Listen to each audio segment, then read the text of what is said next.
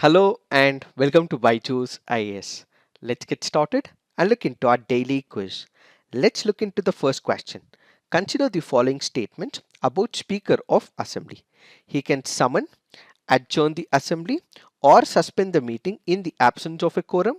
He decides whether a bill is a money bill or not, and his decision on this question is final. He decides on the question of disqualification of members of the state legislature in consultation with the election commission. Which of the above statements is or correct? Since it is asking for the correct statement, the answer to this is 2 only. Why have we taken this practice question? Because the article here makes a mention of the Speaker of the State Assembly. Let's try and understand what are these options all about. When you look into the first option, it says the Speaker can summon, adjourn the assembly or suspend the meeting in the absence of a quorum. But the power to summon is not given to the Speaker, but instead it is the power of the governor. It is only the governor who can summon or prorogue a session. This particular power is not given to the Speaker. The second part is right. He can adjourn the assembly and can also suspend the meeting in case the relevant number of people are not present in the assembly. Now, when we look into the second statement, yes, the speaker has the power to decide whether that particular bill is a money bill or not. And whatever the speaker decides, that will be the final. So the second option is correct. The third option, he decides on the question of disqualification of members of the state legislature in consultation with the election commission. This is the power which is once again accorded to the governor. But only in the case of anti-defection law, this power is given to the speaker, but in most of the cases what we have is the governor who speaks to the election commission. They decide on the disqualification of the member of legislative assembly. So kindly remember, when it comes to the anti-defection law, it is given to the speaker, but in most of the other cases it is given to the governor who consults the election commission, and ultimately they decide on the disqualification proceedings of the member of legislative assembly. Now let's look into the next practice question. With reference to lymphatic filariasis, which of the following statements is are correct? It is a neglected tropical disease. It is spread from person to person by mosquitoes. Global program to eliminate lymphatic filariasis was established by World Health Organization. Which of the statements are correct? The answer to this is 1, 2 and 3. Why have we taken this practice question? Because this article here makes a mention of the filariasis. When it comes to the lymphatic filariasis, it is commonly called as elephantiasis.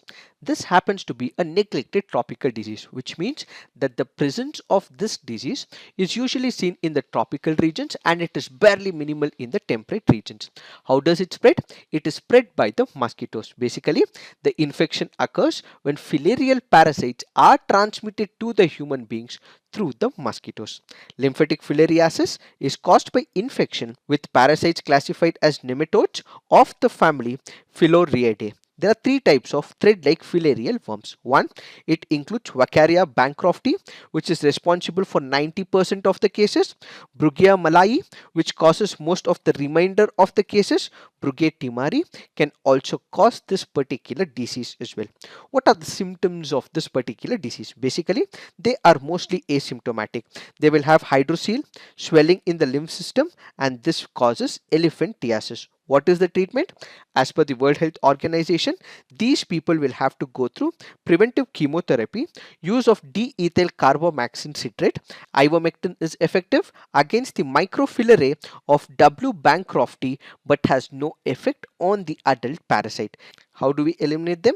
By using the mosquito control measures, usage of insecticides treated nets, and personal protection measures can be used to minimize the impact of this particular disease.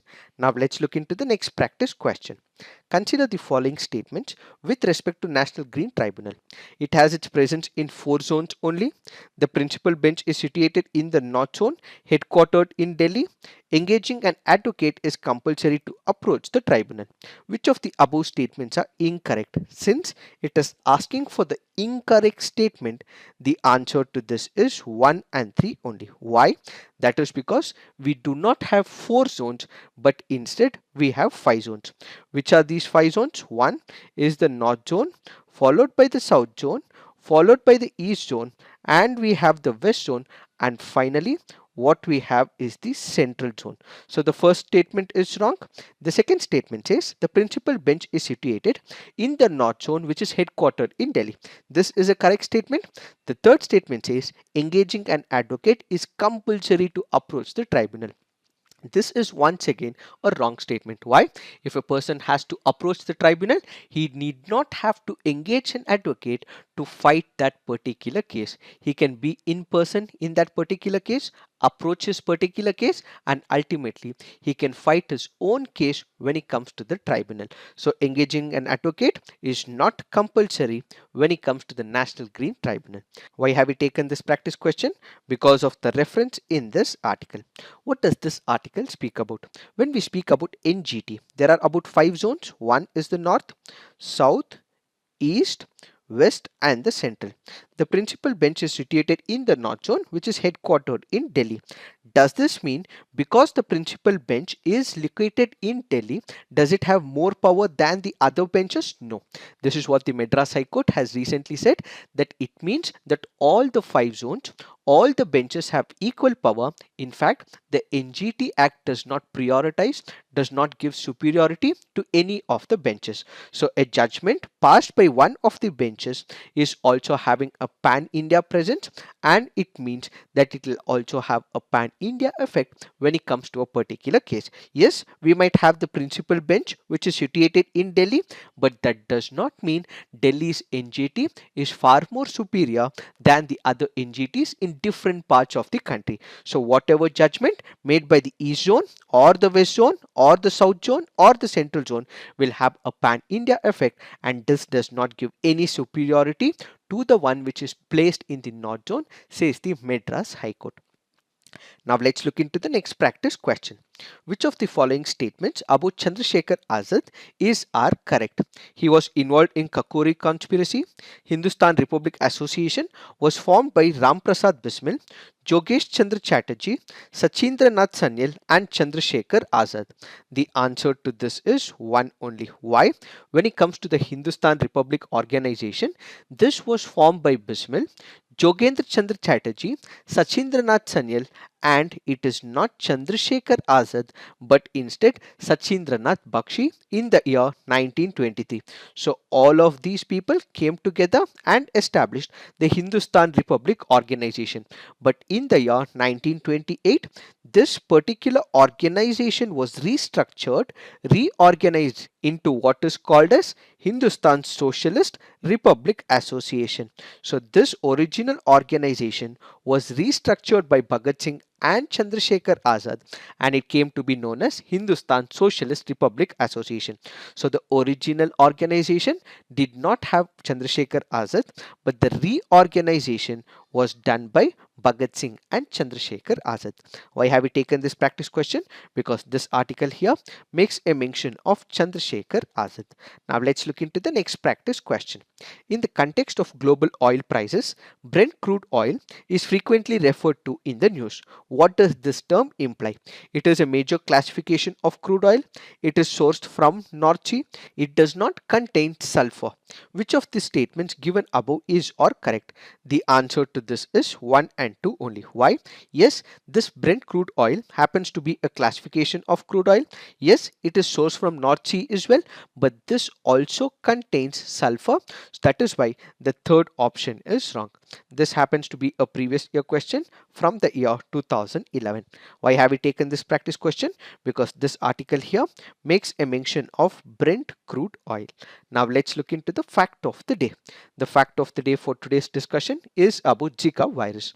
What is this Zika virus? Zika is a viral infection basically that is spread by the mosquitoes. The vector happens to be the Aedes aegypti mosquito, which also spreads other diseases like the dengue and chikungunya. And apart from this, this particular infection can also be transmitted sexually as well. So what happens? We have the mosquitoes, it goes and bites a human being, and this person is infected. And when this person engages in a sexual activity without contraceptives, he would still be able to spread from one person to another. So this Zika virus can be transmitted through unprotected sex with an infected person. What is this microcephaly? This happened in the year 2015, where there was number of experiments that were conducted in Brazil. They came to know that when the baby is out of the mother's womb, the babies are born with small and underdeveloped brains. Because they are born with underdeveloped brains, that particular condition is what is called as microcephaly. What are the symptoms of the Zika virus? Most of the people do not see any type of symptoms. But in case it does get manifested, it has similar symptoms to that of the flu. So what are the symptoms that is seen? Headache, it can be body ache, it can also be fever as well. So the symptoms that are present in the flu can also be seen in the Zika virus as well. Apart from this, it can also include rashes as seen in the dengue, and people can also face conjunctivitis as well. How do we go about treating the Zika virus? Zika has no treatment or vaccine as of now, and most of them, all that they have to do is to consume a lot of fluids, common pain and fever medicines that are given to the people. In order to control them, what does the government do? The government will have to take up the coordinated action where they have to start spraying the insecticides, they have to use the repellents as well, and at the same time, people also will have to be given awareness as well. Since it can be transmitted sexually, people should also start using contraceptives so that they do not spread this particular disease from one person to another.